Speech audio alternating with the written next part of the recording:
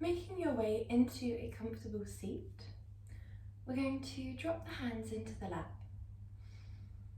Take a deep breath in through the nose. And take a full and complete breath out through the nose. Inhale deeply, allow that breath to fill all the way into the belly. Allow your breath to overflow up into the diaphragm, up into the width of the chest. And as you exhale, draw the belly back towards the spine. Release every last bit of breath away.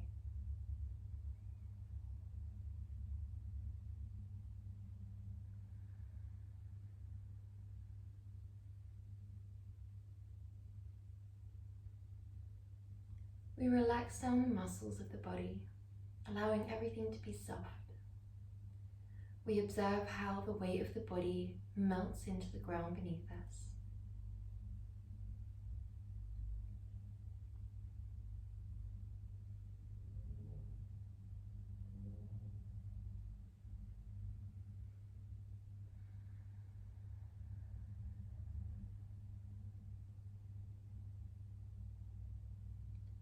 We allow that melting down of the muscles to overflow up into the face, where we relax down the jaw, the cheeks and the forehead, the eyelids. Everything becomes soft and heavy.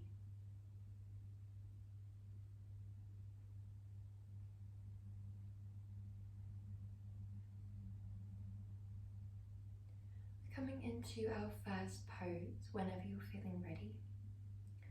Our first pose, we're going to draw our left shin parallel to the front of the room and our right shin parallel to the side of the room. We have two options here in terms of the legs. One would be like this, where the sole of the foot touches the knee and we create a square. The second would be drawing a little bit of space between your knee and your foot. From there, we're going to swivel round, facing towards the left side of the room. Make sure that you have enough room to relax forwards and down, and then we gently melt down heavy. We could rest the head on the forearms, on the palms. We could send the arms all the way up in front and rest the head on the ground.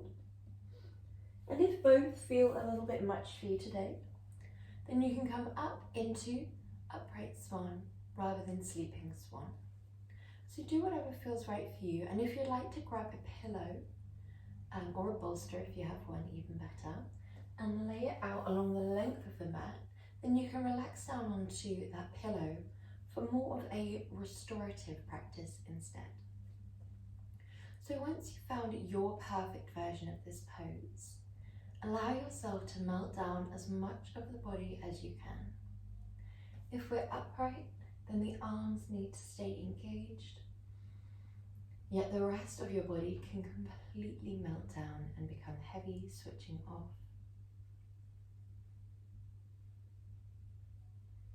However, if we are forwards and down on a bolster or directly onto the ground, then you can switch off every single muscle in the body. Your body is completely held by the ground beneath you.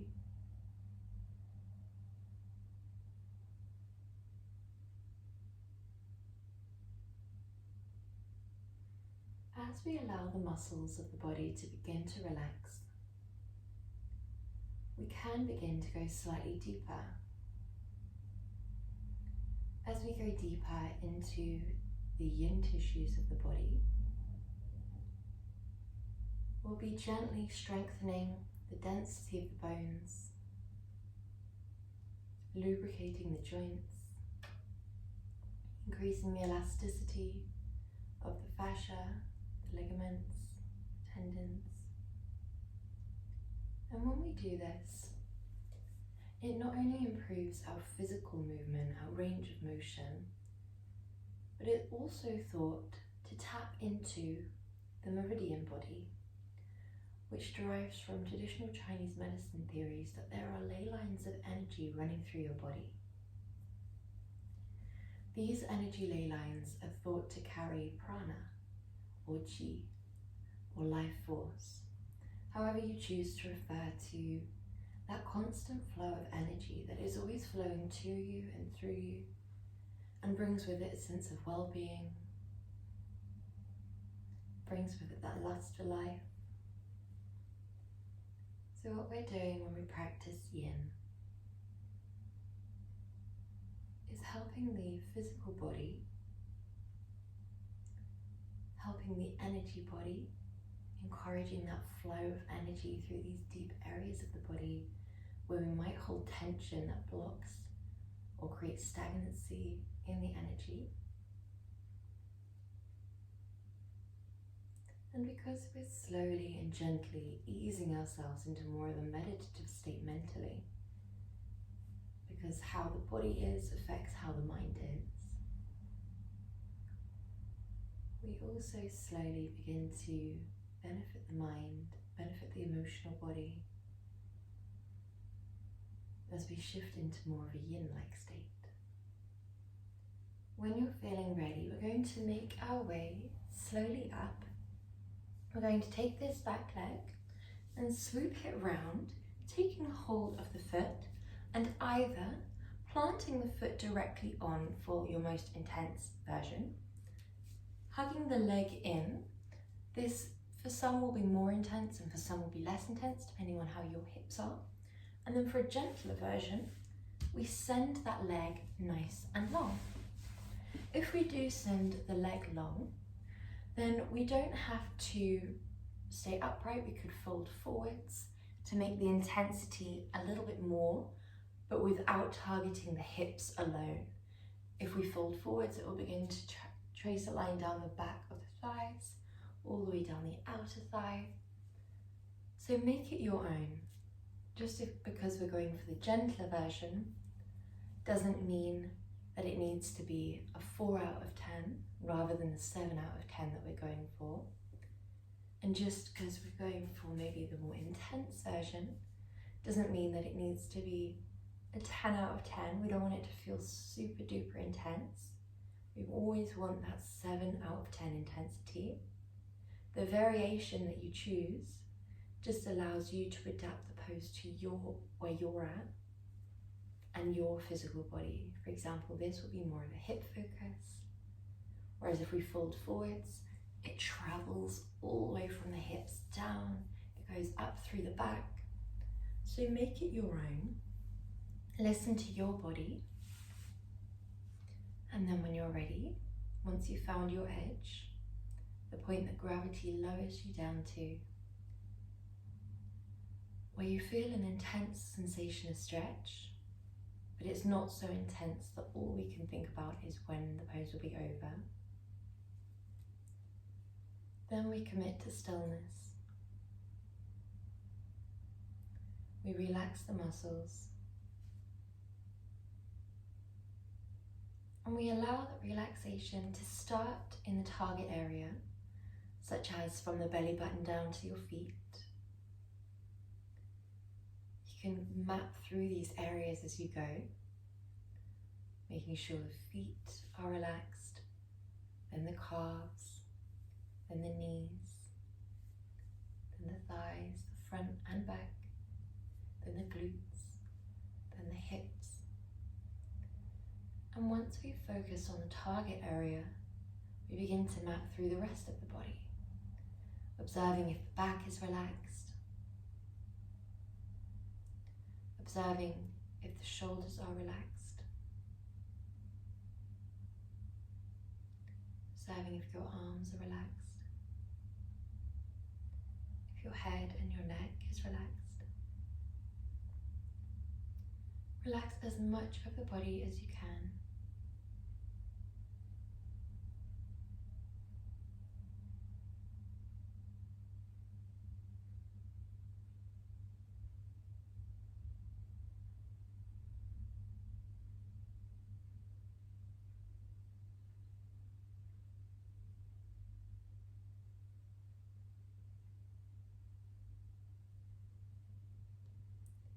It's normal for your mind to wander the whole way through your yin practice.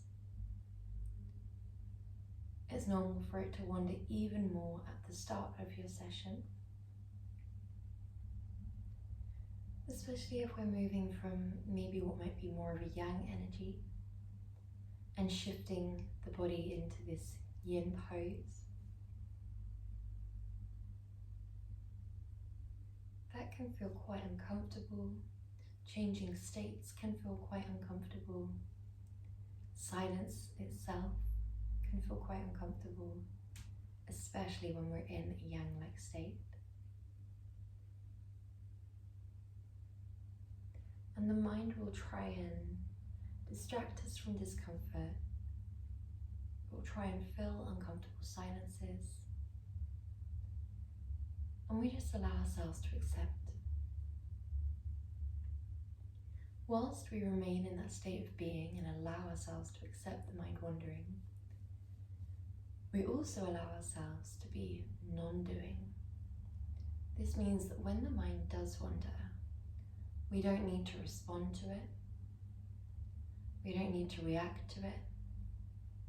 We don't need to judge whether the thought was good or bad. We don't need to work out why we had this exact thought. We don't need to work out where we store that thought, or if we store that thought in the body. We don't move the conversation onwards. We don't trace the conversation back.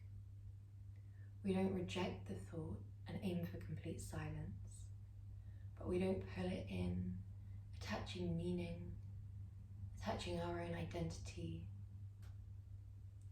All we do is allow this thought to exist as part of our present moment, without giving it any energy in either direction. No resistance or attachment, not fueling it in either direction. We just allow it to be there. When we do this, the thoughts can begin to lose their weightiness, even if the thought at the start was as heavy as you can think of. When we just allow ourselves to sit with it, observe it, breathe through it, eventually they become lighter.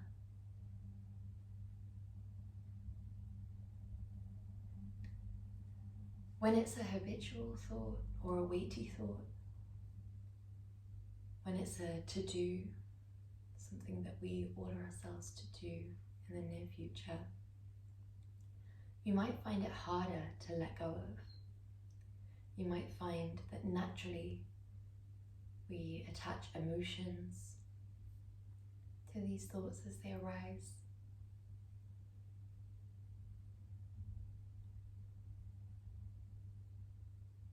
You might find that habitually the ego, the identity, begin to take the front seat in our conversation. It doesn't matter how many times that happens. Once we've observed that happen, we take the ego, the identity, the mask, all these different parts of ourselves that we choose to segment in meditation, and we take the observer and put them in the front seat. The observer is free from reaction, free from judgment, free from the need to do anything at all. All we do as the observer is observe. We witness. We shine a light on these different parts of ourselves. When you're feeling ready, we're going to take that right leg, take that left leg, make your own transition. Use your hands if you can into a wide-legged position, like so. The reason we use our arms to help us here is because the legs can be quite sensitive after a yin pose. So we're coming in here to what we know as a counter pose. We're only here for around 40 seconds. We allow the legs to be completely switched off and non-doing, just as we would in the yin poses themselves.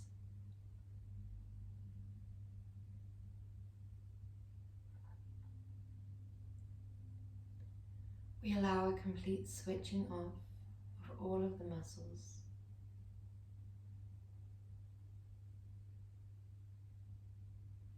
Switching off of the jaw, the cheeks, the eyelids and the forehead.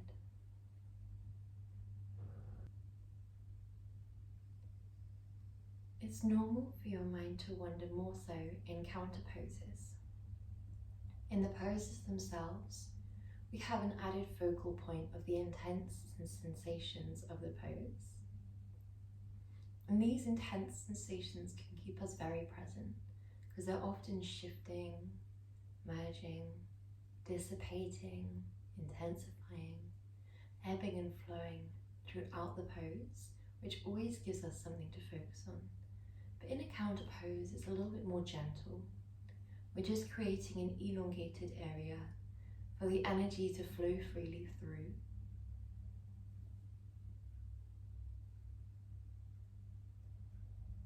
It's thought that we reap a lot of benefits when we're in the counter pose. We stay relaxed, we stay soft through the muscle. When you're feeling ready, we're going to draw our right shin parallel to the front of your rim, on the front of your mat. We then draw that left leg round so that the sole of the right foot taps the left knee, and then both hips stay down. We then rotate round and face towards the right side of the rim. So if this feels okay for you, you could stay here. If you have a bolster or a pillow, then we could lay it out in front of us and relax down onto it. If you prefer more of a traditional yin pose, then we can melt down like so, just using the hard ground, the weight of the body and gravity. So no matter where you feel most comfortable, we allow ourselves to begin to relax down heavily. If we are upright, the arms are engaged. If we are relaxing forwards and down, then the whole body can switch off completely.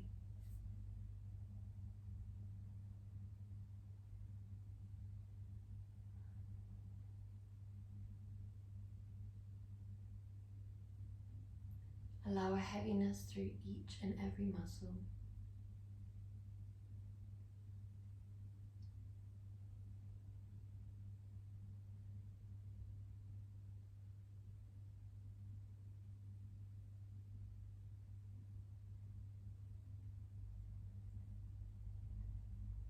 Within the meridian body, each ley line takes a different path.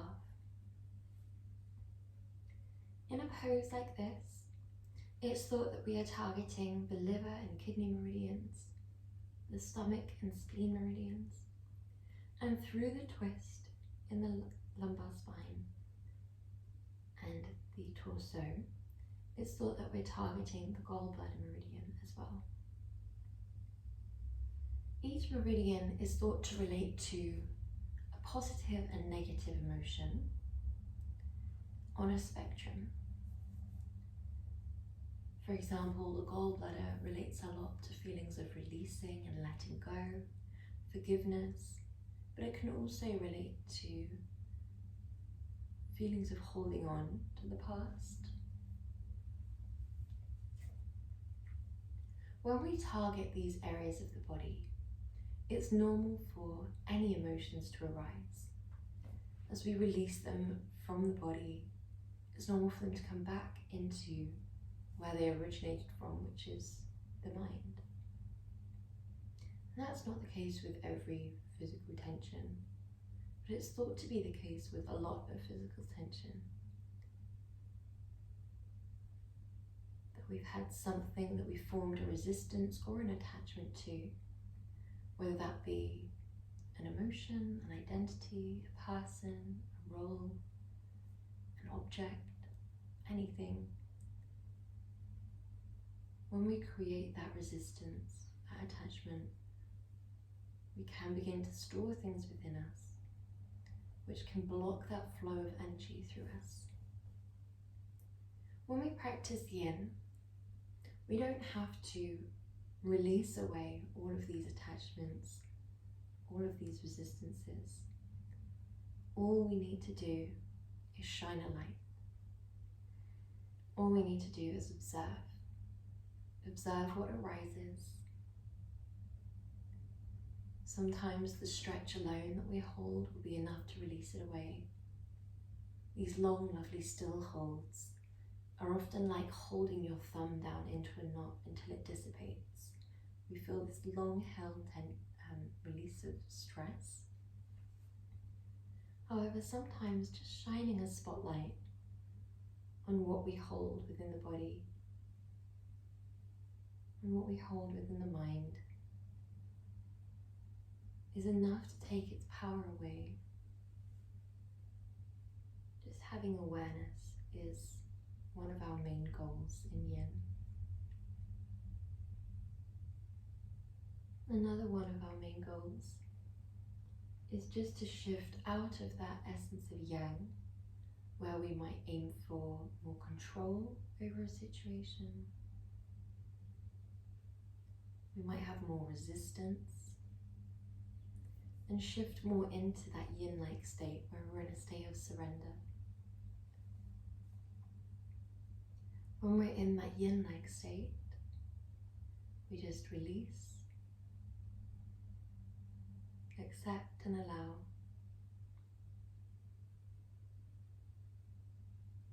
And this allows you to gently shift into that meditative state, because the body is in a state of complete release, relaxation and surrender, allowing the pose to sink you deeper. The mind eventually follows. Just like how if the body is tense, the mind can become tense. If the mind is anxious, the body can become jittery. We know that by bringing the body into stillness, eventually coaxes the mind into a meditative, stiller state. We do this every night when we go to bed and when we allow our body to be still. Eventually the mind becomes still as well. But often when we fall asleep, the body is getting that lovely relaxation, but the mind is still undoing the complexities of emotions, of problem solving. So when we allow the mind to come into that meditative state, which might feel unnatural as we often don't do it in everyday life, it just gives that cognitive side of ourselves that time to rest. It allows us to improve our memory, our focus, our mood, our emotional regulation. It allows us to avoid burnout.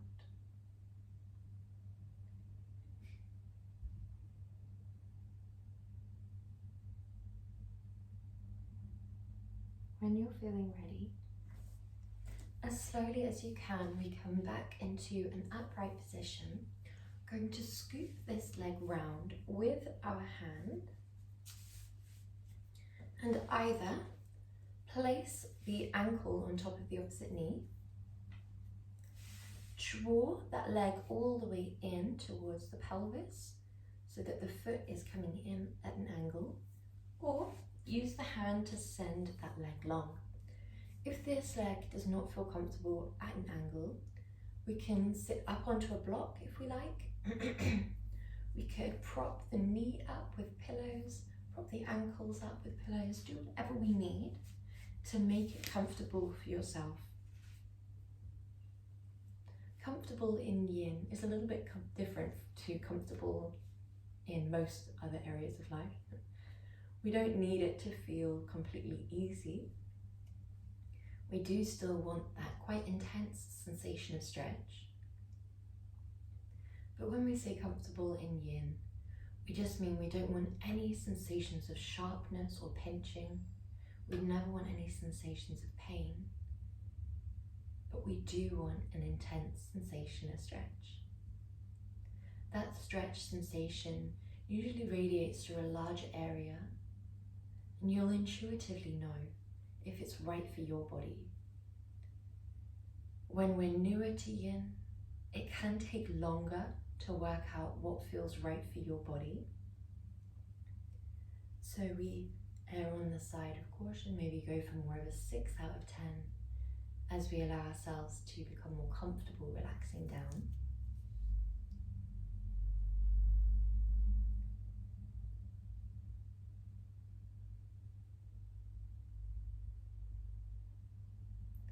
When we relax down the muscles, it can feel quite counterintuitive. When we're in day-to-day life and the body is on the go, doing fast movements or impact movements, naturally the muscles will switch on, contract, to enable you to protect the deeper areas of your body. The joints, the ligaments, the tendons, they don't enjoy fast or impactful movements. However, they do still need to be moved. These deep yin tissues of the body can become underused and therefore degenerate or become weaker. The bone density can become less. The elasticity and lubrication of certain areas can become drier and tighter. And this can be for a myriad of reasons, but moving them in a way they enjoy can definitely help. So we allow these long, slow, still holds. And the physical benefits are just one benefit. The long, still holds begin to tap into and stimulate the meridians.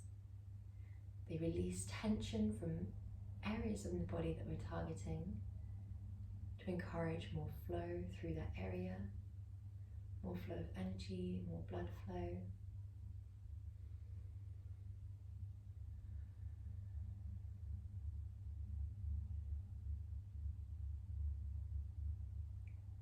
The body being in a still yin-like state lulls the rest of us into a similar yin-like state. Eventually the energy shifts, the mind shifts, the nervous system shifts. And when these other parts of ourselves shift, the emotions become more stable. When the thoughts become slower, it's easier to enter into that meditative state. And the silence and the stillness of Yin that at the start of the session might have felt quite uncomfortable, more like something we had to fill, something we had to distract ourselves from or move through, often begin to become something that we crave, something that we enjoy. Similarly to the poses themselves. Often the more we melt into the pose with the muscles completely relaxed, the less we want to leave the pose.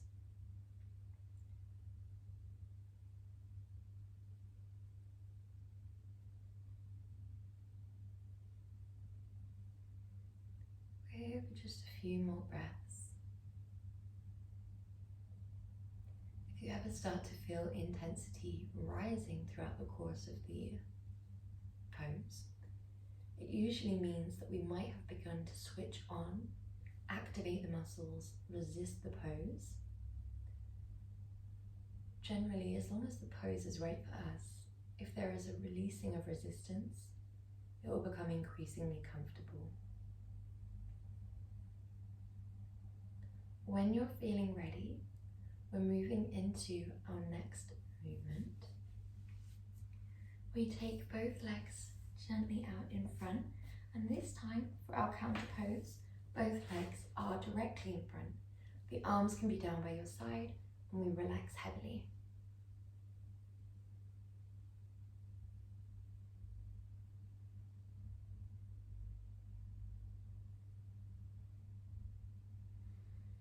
Breathe deeply.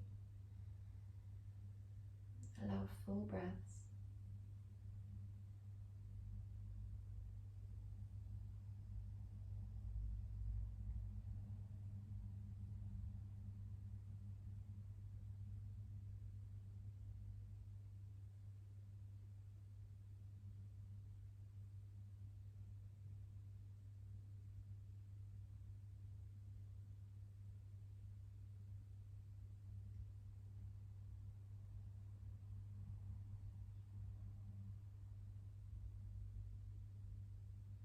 When you're feeling ready, as slowly as you can, we're going to draw onto our backs.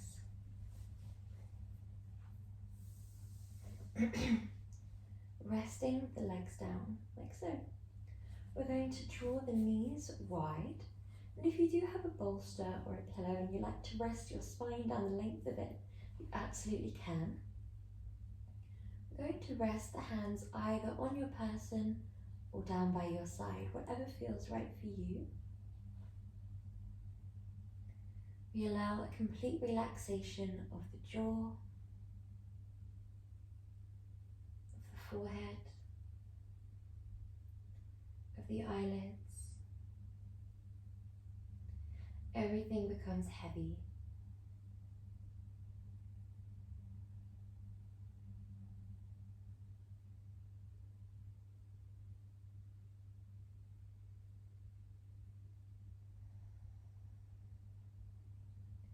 As we relax down, if it feels too intense, if gravity sinking down on the body and the body being relaxed creates a deeper pose than you feel comfortable to, then you can prop your outer upper thighs up onto blocks. However, as long as the pose feels right for you, we relax down. We commit to stillness. Committing to stillness in Yin simply means that we avoid fidgeting, we avoid activating the muscles, but it doesn't mean that we need to commit to stillness when the pose does not feel right for you. We only commit to stillness for as long as we intuitively know that this pose is correct for your body.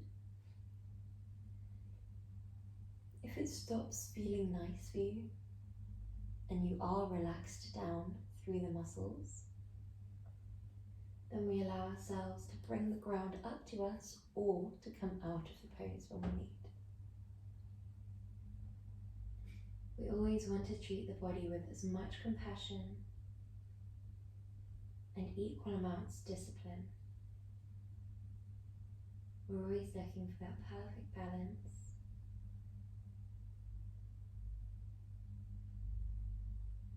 And because our lives can often be quite yang, quite on the go, often there is something demanded of us, a reaction, a response, an opinion, an action. And we're also bringing balance into our day, into our lives, into our energy, our yin-yang bodies, by just honouring the part of ourself that requires stillness, that is completely allowing and accepting, that doesn't need to control, but rather it completely surrenders.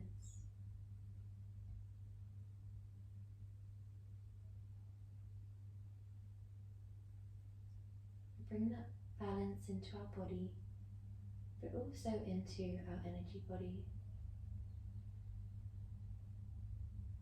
We allow a rest for our mind and for our nervous system. We're here for 2 more breaths before we draw the knees together and we send them long. It's up to you how you take your Savasana. You could draw your arms back and frame your head by holding the opposing elbow. You could draw your arms down by your side. Do whatever feels right for your body.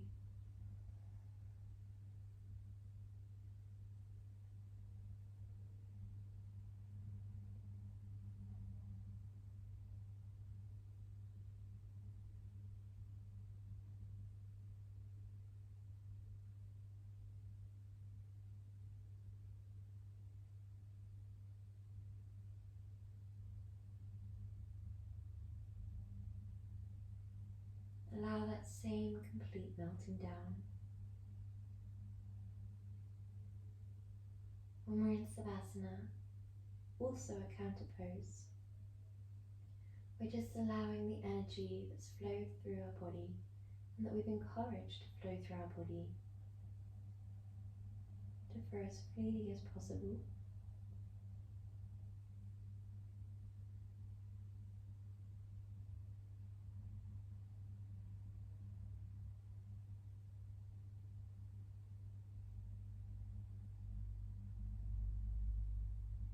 If the mind starts to wander,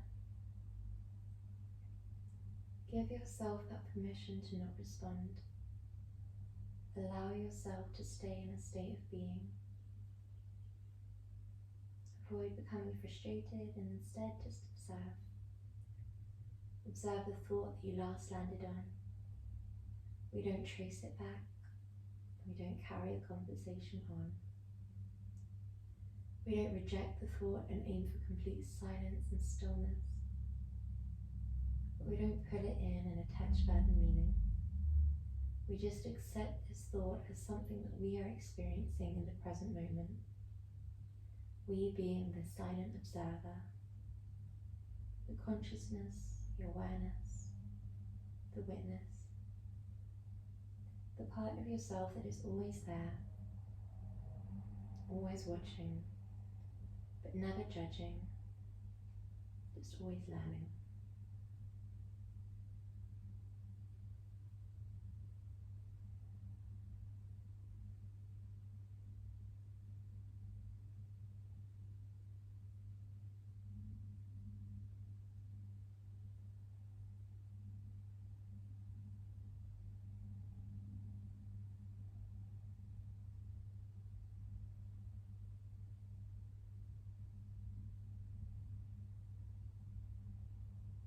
We're here for 5 more breath cycles.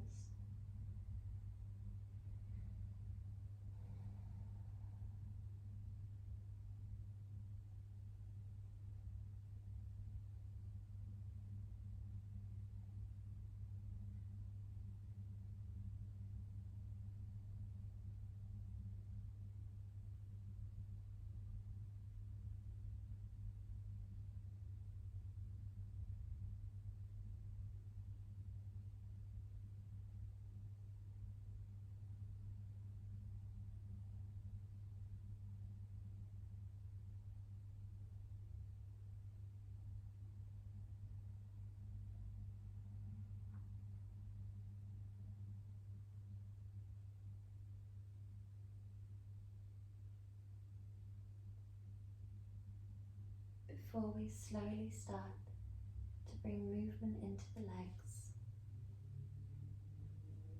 movement into the hands and the arms,